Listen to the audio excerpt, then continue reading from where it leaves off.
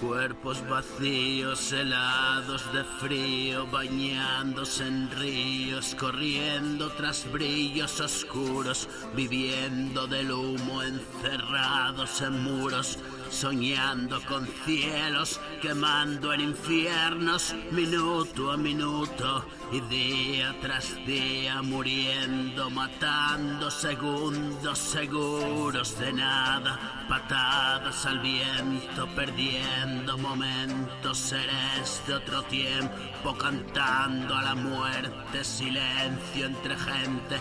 Amigo, detente, la suerte viene a visitarte, vestida de negro, mostrando el reflejo del miedo en mi rostro.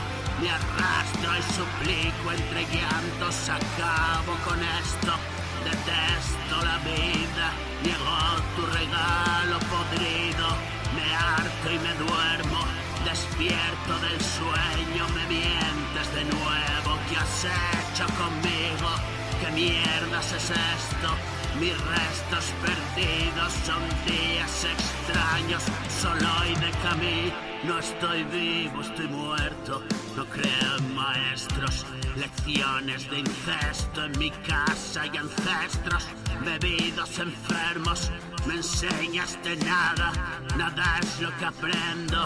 Me ahoga el recuerdo, 1000 noches de invierno, buscando tus ojos. Mi vida es solo un desalojo, montones de muebles atestan la calle. Camino sin rumbo en un valle de escombro, no hay manos tendidas ni hombros, los hombres me dejaron solo, de nuevo te imploro, es mi eco el que oigo, afuera no hay nada, un vacío, sudando una cama, un pitido de fondo, un espacio profundo, estuve en otro mundo, toqué lo más hondo, un eterno segundo, marcado recuerdo, apuro el instante, vienes a mi encuentro, un abrazo partido por ese momento.